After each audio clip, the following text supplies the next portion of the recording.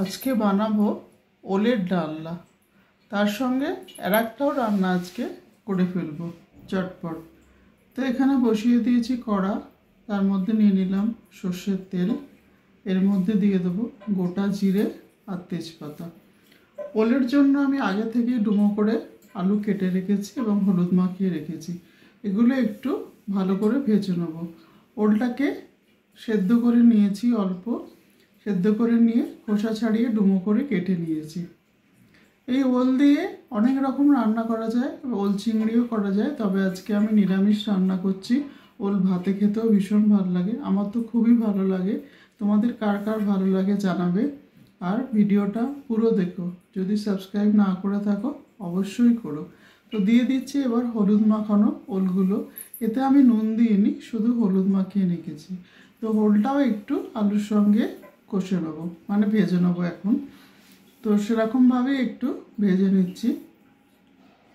ওলটা অল্প একটু সেদ্ধ করে নিলে কি হয়, রান্না করতেও সুবিধা হয় আর খেতেও ভালো লাগে। তবে সেদ্ধ করার সময় আমি অল্প একটু নুন দিয়ে দিয়েছিলাম। একটু গ্যাসটাকে কমিয়ে নিয়ে ঢাকা দিয়ে রাখলাম। এইবারে ঢাকাটাকে খুলে দেখে নিই কতটা ভাজা হয়েছে। এর মধ্যে দিয়ে দিলাম কাঁচা লঙ্কা আর দিয়ে দেবো বেশ কিছুটা পরিমাণ কড়াইশুঁটি। কড়াইশুঁটিটাও আমার একটু ভাপিয়ে রাখা আছে, শুধু আলুটা বাদ দিয়ে সমস্ত কিছুই একটু ভাপিয়ে রাখা আছে, যেমন কড়াইশুঁটি আর ওল। তো এটা ভালো করে নেড়ে নিলাম। পরে আস্তে আস্তে সমস্ত মশলাগুলো অ্যাড করব। তো এবার দিয়ে দেবো 1 চামচ মতো চিনি, 1 চামচের একটু কম, কারণ নিরামিষ রান্না আমি সবসময় বলি একটু চিনি যোগ করি। নুন দিয়ে দিলাম, পরে লাগলে অবশ্যই দিতে পারি আমরা। দিয়ে দিলাম পেস্ট করা ছোট একটা টমেটো। আর দিয়ে দেবো আদা বাটা 1 চামচ। দিয়ে দিলাম আদা বাটা, দিয়ে এবার একটু পুরোটাকে নেড়ে নেব। অবশ্যই যখন মশলাগুলো দেবো একটু জল দিয়ে দেবো, কারণ কষার সময় সব সময় একটু জল দিয়ে দিলে রান্নাটা কষা খুব ভালো হয় আর মশলাগুলো জ্বলেও যায় না। তো এখন টমেটোতে একটু দেখতেই পাচ্ছ জল ছিল। এবার দিয়ে দিলাম হলুদ, দিয়ে দেবো ঝাল লঙ্কার গুঁড়ো, দিয়ে দেবো কাশ্মীরি লঙ্কার গুঁড়ো, দিয়ে দেবো ধনে জিরে গুঁড়ো। তো মোটামুটি সবগুলোই আমার দেওয়া হয়ে গেছে। এবার পুরোটা খুব ভালো করে কষে নেব। কষে নেওয়ার পর একটু জল দিয়ে দেবো, কারণ জল দিয়ে কষলে কষাটা বললাম এক্ষুনি খুব ভালো হয়। এবার একটু গ্যাসটাকে কমিয়ে ঢাকা দিয়ে রাখবো, যাতে কষাটা একটু ভালো করে হয়ে যায়। তো হয়েই গেছে আমার কষা, দেখো তেল বেরিয়ে গেছে সাইড থেকে। একটু নেড়ে চেড়ে দিয়ে দেবো পাশে বসিয়ে রেখেছি জল। জলটা যখন গরম হয়ে যাবে গরম জল দিয়ে দেবো এর মধ্যে। আর জল একটু বেশিই দেবো, কারণ এটা একটু গ্রেভিটা পাতলা থাকবে, একদম মাখা মাখা পুরোটা হবে না। তো দিয়ে দিলাম গরম জল, বেশি পরিমাণেই দেব।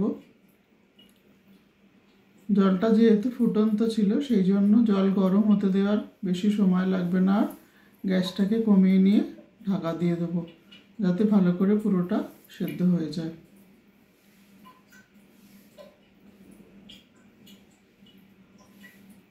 তো এবার ঢাকাটা দিয়ে দিলাম। হয়ে গেছে প্রায় আমার, দেখো সেদ্ধ হয়ে গেছে ওল ভালো করে।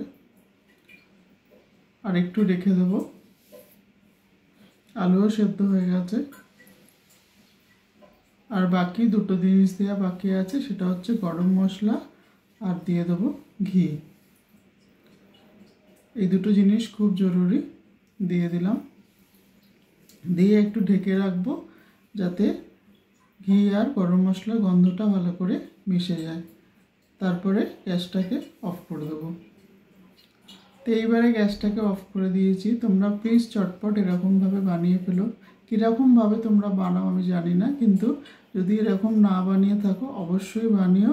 আর আমাকে জানিও কেমন লাগলো। আমি অপেক্ষায় থাকবো। এবার একটা বাটিতে পুরো জিনিসটা ঢেলে নিই।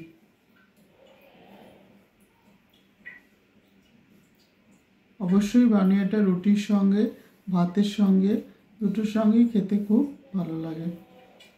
ঝালও হয় একটু, কারণ আমি ঝাল দিয়েছি, কারণ এই ধরনের রান্না একটু ঝাল না হলে ভালো লাগে না, সেই জন্য একটু ঝাল দিয়েছি। হয়ে আছে রান্না। দেখো, আর একটা রান্না চটপট করে ফেলবো, তার জন্য বসিয়ে দিচ্ছি এবার একটা প্যানের মধ্যে নিয়ে নিচ্ছি সাদা তেল। অ্যাসামিস রান্নায় সবসময় কি হয়, ফোড়নের জায়গায় মেথি ইউজ হয়।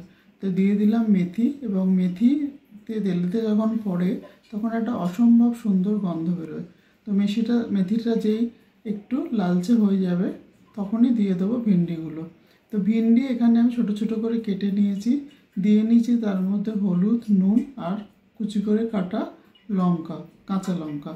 তো পুরোটাই মেশানো আছে, কিছু দেওয়ার নেই আমার এতে, আর শুধু ভাজার ব্যাপার। তো এখন ভালো করে নাড়িয়ে ভেজে নিতে হবে। একটু ভাজা হয়ে গেলে ঢাকা দিয়ে দেবো। তোমরা একবার এরকমভাবে ভেন্ডি ভেজে দেখো, মানে মেথি দিয়ে, অসম্ভব ভালো লাগে, কারণ মেথির তো একটা সুন্দর গন্ধ আছে।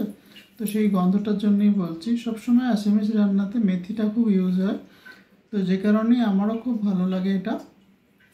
আমি অনেক ক্ষেত্রেই মেথি ব্যবহার করি, মাছের ঝোলও করি।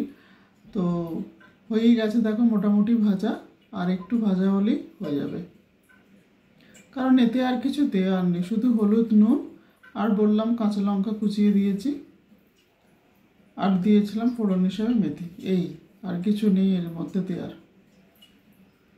তো দেখো হয়েই গেছে ভাজা। এরকমভাবেও তোমরা একদিন ভেন্ডি বানিও, এটাও রুটির সঙ্গে খেতে ভীষণই ভালো লাগে, অথবা ভাতের মধ্যে ডাল আর ভিন্ডি, এরকম ভাজা ভিন্ডি দিয়ে খেতেও খুব ভালো লাগে। ঢেলে নিলাম একটা বাটিতে। Thank you so much.